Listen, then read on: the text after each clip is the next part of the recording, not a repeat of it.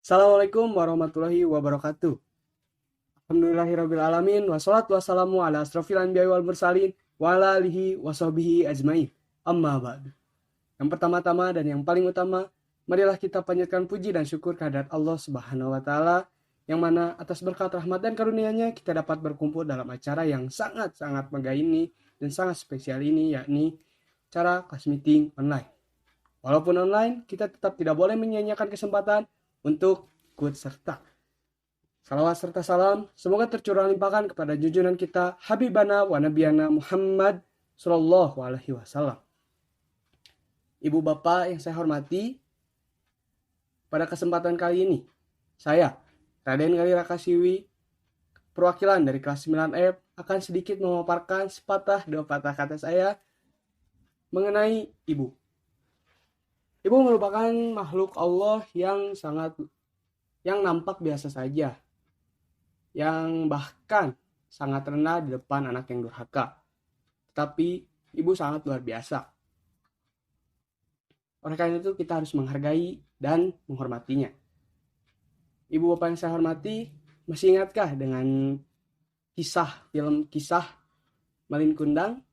Nah, ya, seorang anak yang dikutuk oleh ibunya karena telah mengecewakan dan menyakitkan hati ibunya.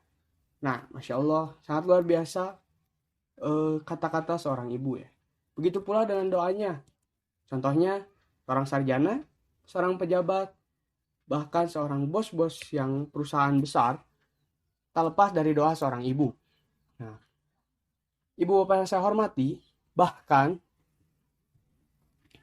perintah untuk menghargai dan menghormati seorang orang tua dituliskan dalam Al-Quran, yakni dalam surat Al-Isra ayat 23 yang berbunyi, A'udzubillahi minasyaitonirrajim, Bismillahirrahmanirrahim, wa qada rabbuka alla ta'budu illa iyyahu wa bil walidaini ihsana, imma yablughanna indakal kibaru ahaduhuma aw kilahuma uffi wa la tanharhuma wa qul lahumā qawlan karīma. Shadaqallahul adzim. Artinya, Tuhanmu telah memerintah agar kamu bertakwa, agar kamu tidak menyembah selain Dia, dan berbuat baiklah kepada keduanya. Quran Surat Al-Isra ayat 23. Makna dari kata keduanya adalah kedua orang tua, terutama ibu. Kenapa sih harus seorang ibu yang diutamakan? Padahal kan ayah yang mencari nafkah, ayah yang menjadi kepala keluarga. Nah, hal itu dapat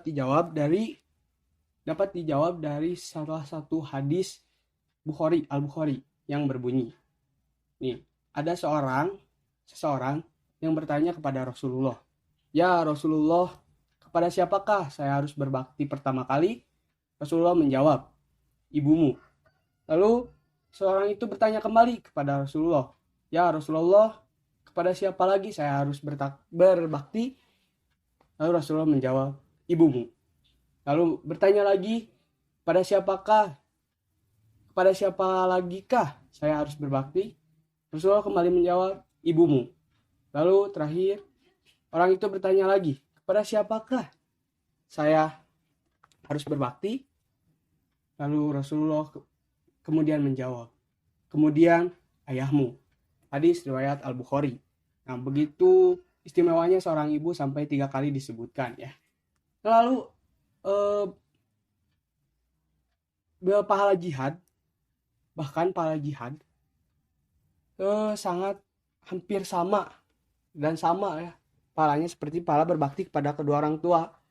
Nih ya, dulu ada seseorang yang bertanya kepada Rasulullah dan datang kepada Rasulullah dan meminta izin bahwa dia ingin ikut berjihad. Lalu Rasulullah menjawab dengan pertanyaan, "Apakah ibu bapakmu masih hidup?" Lalu orang itu menjawab, "Ya, masih hidup." Lalu Rasulullah berkata, "Maka berjihadlah kamu dengan berbuat baik kepada keduanya." Hadis riwayat Bukhari Muslim. Nah, dalam masa pandemi ini kita juga harus berbuat baik kepada orang tua. Nah, karena berbuat baik kepada orang tua pahalanya sama dengan pahala yang berjihad. Nah, apa sih yang paling gampang untuk berjihad di masa pandemi ini? Bukan ikut perang atau ikut apa-apa, tapi dengan cara menjaga orang tua kita dari rantai penyebaran COVID-19. Apa caranya? Yaitu dengan menerapkan 3M. M yang pertama adalah memakai masker, M yang kedua mencuci tangan minimal 20 detik, dan M yang ketiga adalah menjaga jarak dan tidak berkerumun ya.